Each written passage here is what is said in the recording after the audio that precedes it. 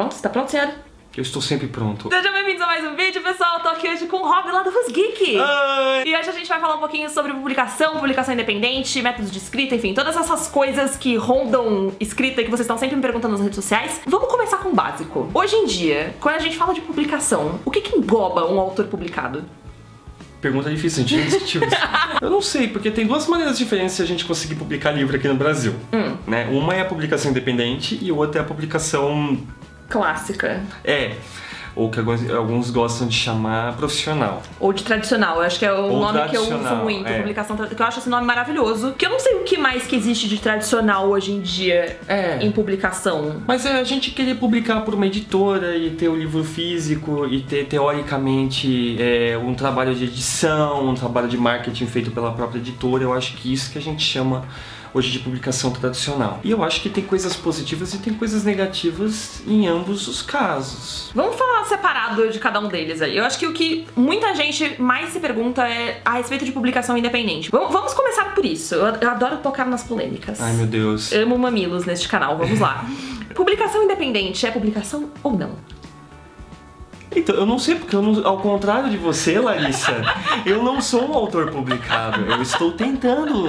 Olha, acho que a gente pode chamar de publicação sim, mas a gente tem que levar em consideração os pontos positivos e os pontos negativos de você querer publicar independentemente. Então assim, quando você publica independentemente, tem plataformas que permitem que você faça isso com certa facilidade.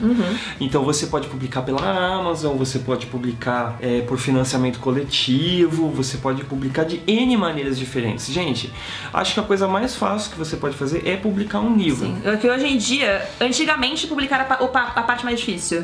Hoje não é mais. Hoje com essas novas plataformas não é mais tão difícil.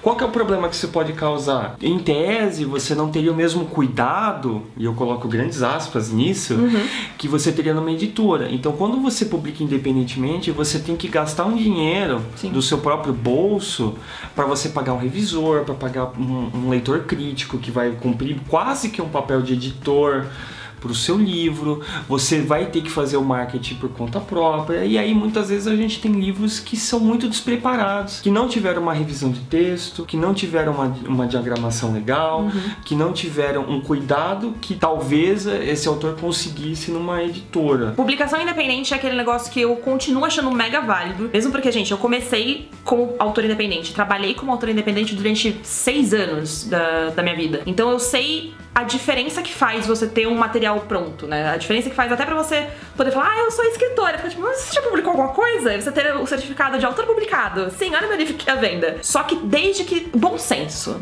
né? Bom senso é uma coisa que faz toda a diferença. Na vida. Na vida. Em qualquer área de trabalho, e acho que na escrita não é diferente. O que eu vejo muito é exatamente isso, esse despreparo de a gente querer colocar o carro na frente dos bois ou achar que porque é publicação independente significa literalmente eu fazer tudo. Eu achei isso por muito tempo. Tanto que se você... tem algumas pessoas que me acompanham desde o início, que tem os meus primeiros livros, e às vezes eu tenho vontade de enterrar minha cabeça na areia, sabe? Porque eu tenho ciência, assim, de que eu com 17 anos, eu não tinha a menor condição de publicar. Eu queria, e porque eu queria eu fui lá e fiz, porque eu era teimosa pra cacete, não queria ouvir ninguém. Não tinha pra quem perguntar, porque 2009 era meio que tudo mato. Eu pego isso hoje, eu enxergo o despreparo daquilo. E é diferente você pensar em 2009 uma pessoa fazer isso, com 2018 você jogar publicar independente como fazer e ver 35 vídeos, incluindo este aqui, e usar essa desculpa de que você não sabia. É complicado. Também acho que depende das suas pretensões como escritor. Sim. Eu acho que quando você quer ser um escritor profissional... não dá pra economizar. É complicado. E assim, tem muita gente que não gosta de que mexa no texto dela, entendeu? Tem um preciosismo muito grande, do tipo, eu não tolero que alguém mexa no meu texto. Quantas vezes eu já não vi isso, entendeu? A pessoa manda o livro pra você fazer uma leitura crítica, você aponta os problemas, a pessoa fala, mas isso é um absurdo, vai lá e publica do jeito que tá. Se você não gosta que alguém mexa no seu texto, então realmente o caminho... fica um pouco difícil. O melhor caminho pra você é a publicação independente. E mesmo ela tem que ter cuidados, assim. Acho que é muito importante a gente lembrar que um livro independente, pra ele... não vou nem colocar aqui o ser válido, mas assim, pra você fazer uma publicação independente direito, não dá pra economizar com as coisas básicas. E as coisas básicas pra mim são um bom trabalho de revisão e preparação de texto. Pelo amor de Deus. Não sejam a Larissa. Acho que a primeira coisa que vocês têm que ter é um texto que tenha um domínio da língua portuguesa, Pelo sabe? amor de Deus, gente. Se você não tem o melhor domínio da língua portuguesa, se você que nem eu tem erros de digitação grotescos, porque eu digito do mesmo jeito que eu falo, que é mal, contrata alguém, conversa com alguém, esteja disposto a escutar o que as pessoas vão ter pra falar sobre o seu texto, que geralmente vão ser coisas ruins. Não significa que tudo que você escreve é uma bosta, mas significa que você, enquanto profissional, precisa, pode e deve melhorar. Ou seja, ter humildade, né? Sim. Especialmente quando você é um escritor iniciante, você tem que ter humildade de saber que seu texto não tá bom. Sim. E não está bom. Acredite em mim, né? Na maioria dos casos, ele não vai melhorar com você. Você precisa de um outro olhar, de uma outra perspectiva pra ajudar a melhorar seu texto. Sim. E depois disso, tá disposto a fazer um bom trabalho gráfico, principalmente. Que eu acho muito triste quando eu pego livros independentes que tem capas feias ou que tem uma diagramação ruim. Porque às vezes tem uma história tão boa escondida ali atrás que passa uma impressão tão errada quando você vê um trabalho gráfico mal feito. E é o tipo de coisa que custa dinheiro. Prepare-se pra colocar a mão no bolso. Se você quer investir em publicação independente, já vou adiantar, não sai barato. É um investimento mais do que emocional ou criativo. Sim. É um investimento físico, financeiro. E que demora pra se pagar quando se paga. Acho que hoje em dia, quando a gente fala de Amazon, você lida com uma probabilidade maior de retorno financeiro, porque a Amazon tem essa facilidade de você não precisar investir na publicação física, que por si só é bastante cara, e você tem um retorno maior de vendas, né? Porque você só que escolhe. aí vale fazer um investimento de marketing, porque a menos que você seja um marqueteiro nato, o que talvez também não resolva seus problemas, se você não fizer um investimento em marketing, mesmo nesse tipo de publicação digital da Amazon, você não vai conseguir fazer com que as pessoas conheçam o seu livro. Sim. Essa, teoricamente, é a facilidade que você tem numa editora, que eles estão interessados em vender o seu livro e, em tese, também estão interessados em fazer uma campanha para que as pessoas conheçam o seu livro. E tem as ferramentas pra isso, né? E tem o conhecimento e as ferramentas para isso. Quando você está fazendo publicação independente, o que você faz? Ou você faz o marketing por conta própria. E vou te contar a verdade, tá, gente? Depois que você publica, independente de por onde você publica, você vai ter que fazer esse pra tipo de sempre. trabalho também, Mas quando você tá trabalhando como autor independente, isso tem um peso a mais. Porque se você não fizer, ninguém vai fazer. Ninguém vai fazer pra você. E aí você vai ficar com aquela caralhada de livro entalada em casa. Ou você contrata uma agência que faça isso pra você. Só que aí também é um investimento financeiro grande pra você fazer. As famosas assessorias de imprensa. Assim como também, além de você ter que investir teu dinheiro, que é um investimento, né, financeiro muito grande, você também tem que pensar em quanto tempo você tem e quanto tempo você está disposto a investir neste seu sonho de ser um autor publicado. Gente, porque o livro não se escreve também da noite pro dia. E ele não se escreve sozinho, curiosamente. Curiosamente. Tentei, mas não rola. E, demora pra escrever um livro. Quanto tempo você demora pra escrever um manuscrito?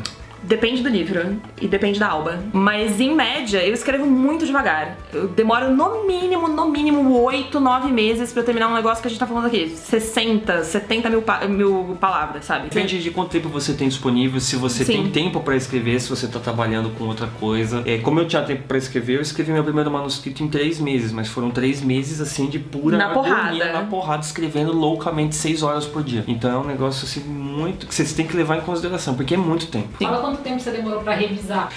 O processo de revisão não acaba nunca. Pra revisar é um trabalho que eu tô tendo já faz quase 1 ano só de revisão. Que é aquela coisa que só vai acabar no momento em que o livro estiver publicado. Que não tem mais o que fazer. Você vai ler e você vai pegar o livro e na primeira página vai falar assim, meu Deus do céu. Mesma, gente. E a publicação independente, de certa forma, também pode ser um teste pra você que tem maiores pretensões pra sua carreira. Você pode começar publicando alguma coisa no Wattpad ou na Amazon e ir treinando. E aí, de repente, você percebe que vai ver, a sua vida não é pra isso, né? Vai ver, você não serve. Não, tô brincando. Mas eu acho que você descobre muita coisa com essas plataformas a respeito de público, principalmente. Descobri muito com a Amazon, por exemplo, que o meu público não tá lá. Porque eu escrevo pra público jovem. Eis uma novidade: adolescente não tem cartão de crédito. Isso eu descobri isso como? Colocando livros juvenis lá e vendendo vários nada. Porque não é a galera que eu tô procurando não tá lá. Onde que seu público tá? Como que o seu público interage com você? Como que o seu público interage com o seu livro? Quais são as maneiras de divulgação que vão dar certo? E só tem como descobrir isso fazendo. E eu acho esse que eu acho que é o lado bom da publicação independente. É você ter esse feedback, esse conhecimento gratuito, de uma certa maneira, ou pelo menos muito mais barato, vai te ajudar a crescer muito como profissional. Pra quando você chegar lá na frente, puta, agora eu quero correr atrás de uma publicação com uma editora, ou surgiu a oportunidade de publicar com uma editora tradicional e tal, você já tem todo esse conhecimento que vai te ajudar a alavancar mais ainda o teu livro. Seu texto já vai estar mais maduro. Sim. A gente tá falando aqui aqui de texto, Também. propriamente falando, né? E você também vai poder chegar pra editora e vai falar que tipo de público que é o seu público-alvo pra essa história. Chegar com aquele público construído. E você vai conseguir vender seu livro melhor pra uma editora que ele apostar em você. Publicação tradicional, então. Publicação tradicional, vamos lá. Prós e contras de publicação tradicional. Acho que o primeiro pró é: você não vai gastar dinheiro! Em tese. Droga. E por que a gente fala em tese? Porque tem muita editora aí que você tem que pagar pra poder publicar seu livro. E acho que é importante a gente deixar essa linha bem clara. Quando a gente fala de publicação tradicional, a gente tá dizendo duas coisas. Primeiro, você não vai pagar pra publicar seu livro. E segundo, você vai receber pela publicação do seu livro. Exato. Então, se você tá publicando, se você tá pagando pra trabalhar, já não estamos falando de editoras tradicionais. Dito isso, primeiro pró seria, tecnicamente, você não ter que fazer esse investimento financeiro na editora. Porque, afinal de contas, a editora vai investir no seu trabalho. E também vai investir no seu marketing, teoricamente, né? Então também vai querer investir em você como autor, em você e no seu livro, porque é do interesse da editora fazer com que o livro venda. Sim. E você também teria uma equipe de pessoas que iam te ajudar a melhorar o seu trabalho. Sim. Porém, eu acho que é muito importante quando a gente fala de marketing, lembrar que mesmo a melhor das editoras não vai ter só você como autor. Exato. Né? Eu acho que um ledo engano que a gente tem, o maior sonho, que acho que foi o que eu quebrei mais rápido quando eu entrei no mundo da publicação tradicional com a Verus, foi perceber que eu não sou a diva, não é? Todos os ganhos possíveis não serão investidos no meu trabalho. É um selo, assim como outras editoras têm os seus próprios selos e têm seus próprios autores e outros livros que precisam desse investimento tanto quanto ou até mais do que o meu. Exato. Então é importante a gente lembrar que só porque você tem uma editora te dando um amparo, te dando esse trabalho de marketing, não significa que você vai ficar em casa de braços cruzados colhendo os esperando louros do seu trabalho. Assim como também a questão dos direitos autorais, que é o famoso vou receber para trabalhar. Vamos lembrar que autor não é um bicho assalariado que recebe todo mês. Isso também é outra coisa que a gente se engana muito, que é achar que você vai receber aquele salário fixo ou que você vai receber aquele mega adiantamento antes do teu livro sair. Não funciona desse jeito.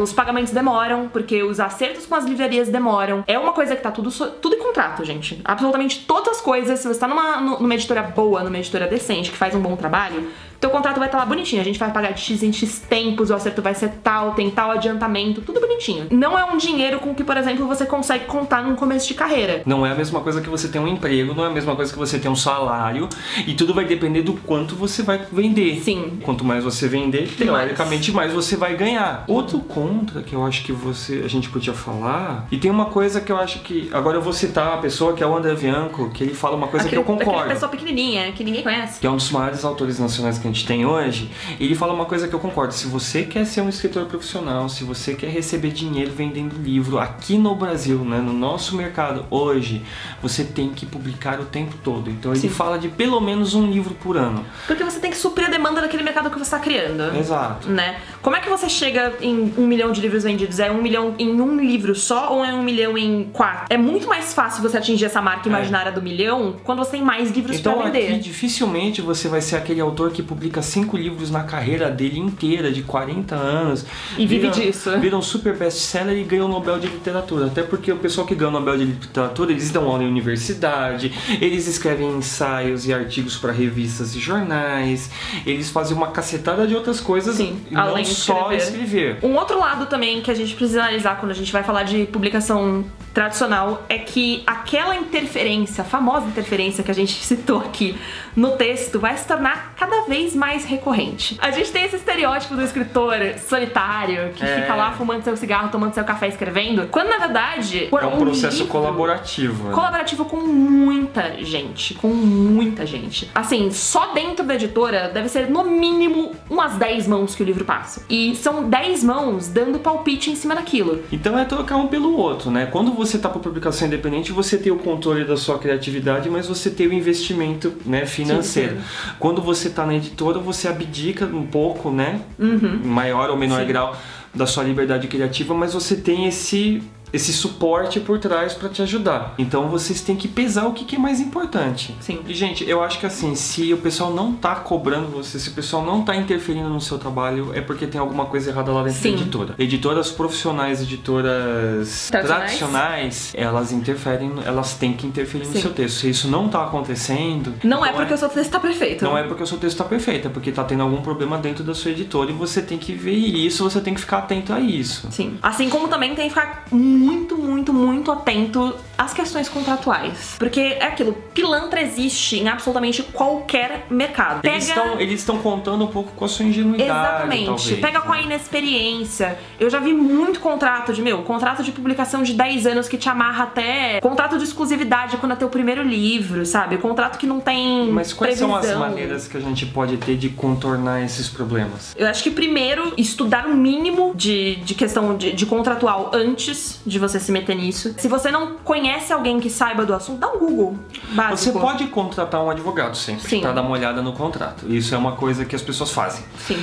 Pega uma galera profissional, não é tipo, vou pedir pro tio, do primo, do cachorro, da minha vizinha. Né, gente? Vamos pegar alguém de confiança. Mas eu acho que às vezes vale você gastar uns R$300 de uma consulta, ou mais até, de uma consulta com um advogado e falar assim, você pode dar uma olhada pra mim nesse contrato e ver o que tá bom, o que eu posso pedir, etc. E o outro é por meio de uma agência. A vantagem de você ter agentes literários, como é o meu caso, é você ter esse respaldo jurídico, porque geralmente as agências ou tem alguém dentro das agências, como é dentro da Increase, tem alguém que entende disso, ou eles têm uma assessoria jurídica própria, que é uma galera que entende daquilo e vai poder te falar, olha, isso aqui não tá legal, isso aqui, né? Que vão negociar por você também. Né? Pra você não ter que chegar lá na editora e negociar você mesmo, o que também é uma coisa normal, que muitos de vocês provavelmente vão ter que fazer. Uma agência vai fazer essas negociações por você, tendo em vista o que é melhor pra você e pra eles. Porque tem que ser interessante pra todas as partes. Um bom contrato é aquele que não ferra você, não ferra a agência, não ferra a editora. Exato. Tá confortável. Se o contrato pra todo só mundo. protege a editora, tá errado. Ele tá errado. Se o contrato não te dá um mínimo de flexibilidade pra você poder ter um pouco do seu próprio controle criativo lá, se tiver escrito no contrato que você não vai poder participar do processo de decisões do seu próprio livro, aí é um negócio muito complicado. Vamos para os adeus? Vamos para os adeuses? Faça seus jabás. Gente, meu nome é Roberto, como vocês sabem, né? Eu tenho um canal chamado Who's Geek, que também tem um site. Que não é só dele, é da Gabi também, que é muito mais legal do que ele. A gente gosta de você, Rob. Disse a pessoa que me chamou pra gravar com ela, mas tudo bem. Me sigam também nas redes sociais, Twitter, Facebook, Instagram. Tá tudo aqui embaixo na descrição do vídeo. Se vocês quiserem saber mais sobre o livro do Rob e as coisas que ele está escrevendo, eu vou deixar aqui nos cards em algum momento da tela também o link pros diários de escrita dele, que diários de escrita são amor. E tem um vídeo aparecendo provavelmente aqui na cara dele, que eu gosto de usar meus convidados, pra vocês curtirem outras coisas do canal. Se inscreva aí que a gente volta na semana que vem. Beijo, partiu!